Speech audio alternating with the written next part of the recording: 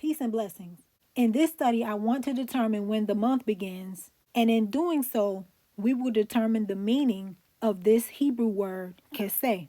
We can see here that the Strong's says that this word means full moon. So I want to look at the uses of this word to determine if this is correct. So let's start with Proverbs 7.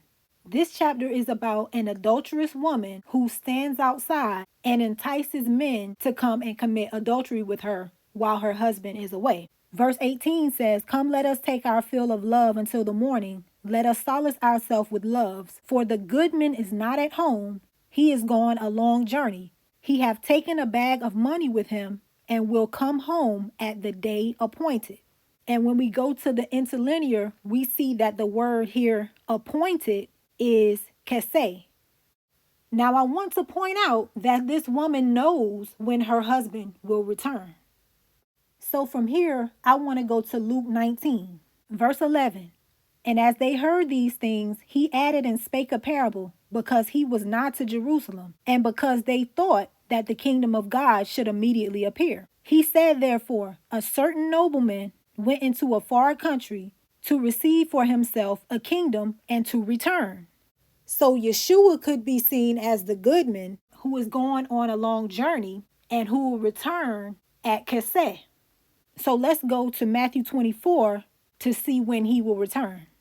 Verse 29, "Immediately after the tribulation of those days shall the sun be darkened, and the moon shall not give her light, and the stars shall fall from heaven, and the powers of the heavens shall be shaken." So we see that the sun, moon, and stars are all dark. They're not giving their light. This happens for the moon and the stars once a month at the moon's conjunction with the sun. And if this conjunction occurs during the day, you have a solar eclipse, which also makes the sun go dark for a brief period of time. That's the most obvious new moon day. So the time periods where you have all of them dark would be the first day of the month. That's the literal meaning of this sun, moon, and stars going dark. But let's go to John 9. Verse 5 says, "As long as I am in the world, I am the light of the world." Now let's go to Matthew 5. Verse 1, "And seeing the multitudes, he went up into a mountain, and when he was set, his disciples came unto him." So Yeshua is speaking to his disciples here. 14, "Ye are the light of the world." So here we have Yeshua as a light and his disciples as a light. Yeshua is obviously the greater light. His disciples, the lesser light. So Yeshua returns when both of them no longer give their light, which would mean the earth is in darkness. Let's keep going with Matthew 24. Verse 30, "And then shall appear the Son of Man in heaven, and then shall all the tribes of the earth mourn, and they shall see the Son of Man coming in the clouds of heaven with power and great glory. And he shall send his angels with a great sound of a trumpet, and they shall gather together his elect from the four winds, from one end of heaven to the other." So now we have his return being linked to the sound of a trumpet. Leviticus 23, verse 24, "Speak unto the children of Israel, saying, In the 7th month, in the 1st day of the month, shall ye have a Sabbath, a memorial of blowing of trumpets and holy convocation." So now we see that the 1st day of the 7th month is associated with blowing trumpets. Let's go to Zephaniah. Chapter 1, verse 14. "The great day of Yahuwah is near. It is near and hasteth greatly. Even the voice of the day of Yahuwah, the mighty man shall cry there bitterly. That day is a day of wrath, a day of trouble and distress, a day of wasteness and desolation, a day of darkness and gloominess, a day of clouds and thick darkness, a day of the trumpet and alarm against the fenced cities and against the high towers." So again, this day is associated with darkness. Let's go to Amos chapter 5. Verse 18, "Woe unto you that desire the day of Yahuwah. To what end is it for you? The day of Yahuwah is darkness and not light, as if a man did flee from a lion and a bear met him, or went into the house and leaned his hand on the wall and a serpent bit him. Shall not the day of Yahuwah be darkness and not light, even very dark, and no brightness in it?" So again, this day is associated with darkness, complete darkness. Back to Matthew 24, verse 36. But of that day and hour no man knows, no, not the angels of heaven, but my Father only. 42. Watch therefore, for ye know not what hour your Lord doth come. But know this, that if the goodman of the house had known in what watch the thief would come, he would have watched, and would not have suffered his house to be broken up. Therefore be ye also ready, for in such an hour as ye think not, the Son of Man cometh. So here Yeshua is comparing his coming to the coming of a thief. And this thief comes in a watch. Watches are at night. Let's confirm this. Let's go to Matthew 14, verse 25. And in the fourth watch of the night, Yeshua went unto them walking on the sea. Let's go to Matthew 27, verse 45. Now from the 6th hour, there was darkness over all the land unto the 9th hour. So this tells us that the days have hours and the nights have watches. Yeshua compared his coming to a thief at night. And the reference to the thief is first because he wants to come unexpected, and second because he wants to be undetected. And the best time to do both would be on the darkest night of the month at the conjunction of the moon, when the moon is not giving her light. Let's go to Matthew 25. And this is the parable of the bridesmaid. Verse 5. While the bridegroom tarried, they all slumbered and slept. And at midnight there was a cry made, Behold, the bridegroom cometh, go ye out to meet him. Then all those virgins arose and trimmed their lamps. And the foolish said unto the wise, Give us of your oil, for our lamps are gone out. So the stress here is on the importance of having oil for your lamps. Why do you need to have oil in your lamps if this happens on the night of the full moon? If the moon is full, you would be able to see. Obviously, these lamps are important for the wise bridesmaids not to give the foolish bridesmaids any of their oil. Because if they did, they wouldn't be able to see under the darkness of the new moon. So all of this now has pointed us to the new moon, which is the day of Yeshua's coming, being in complete darkness. So let's go back to the word Keseh. Now we're going to look at the second use in Psalm 81. Verse 3. Blow the trumpet at the time of the new moon, at the full moon on our solemn feast day. So the only day that is associated with the blowing of trumpets specifically is the new moon day.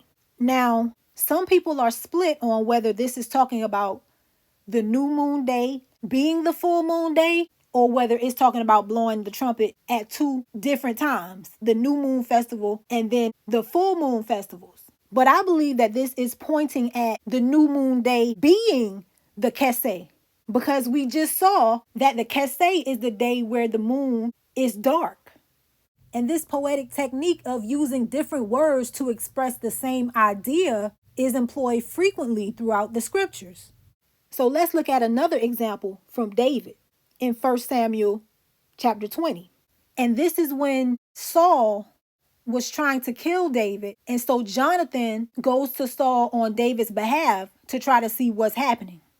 Verse 4. Then said Jonathan unto David, Whatsoever thy soul desires, I will even do it for thee. And David said unto Jonathan, Behold, tomorrow is the new moon, and I should not fail to sit with the king at meat. But let me go, that I may hide myself in the field until the third day at even. So we see that David is using the new moon day as an opportunity to go and hide himself in the field for 3 days. So if Keseh is the full moon, and David is not actually hiding at all.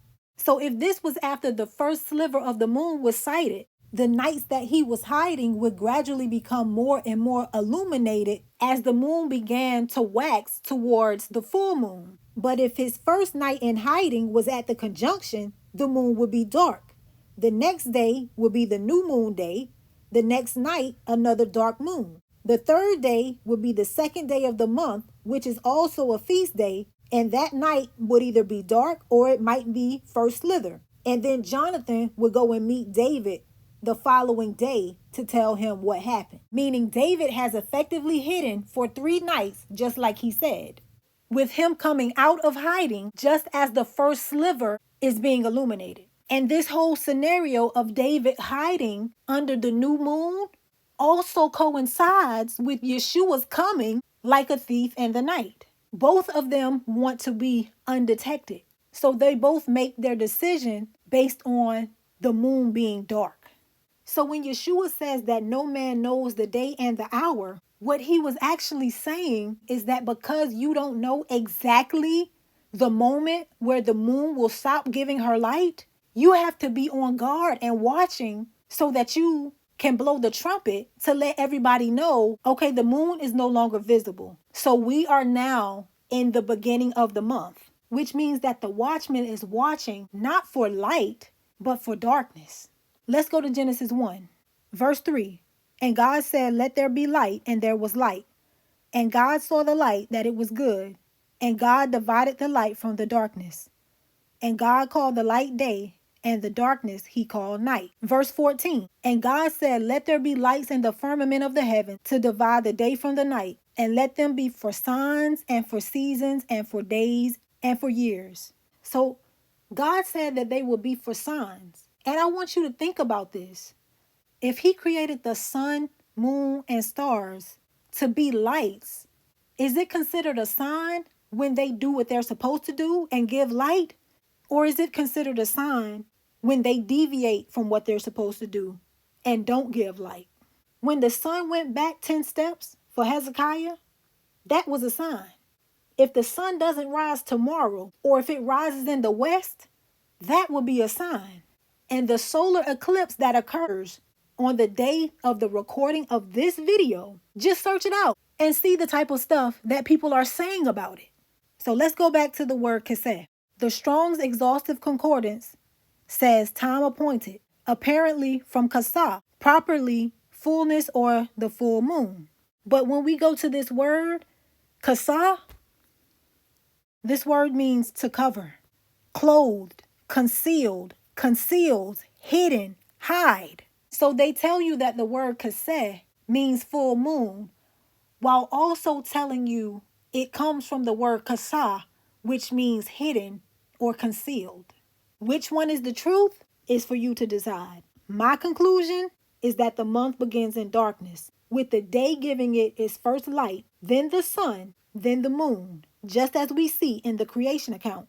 And even in our very own creation, where we are unseen and in darkness for 9 months, we are still new human beings, despite popular opinion.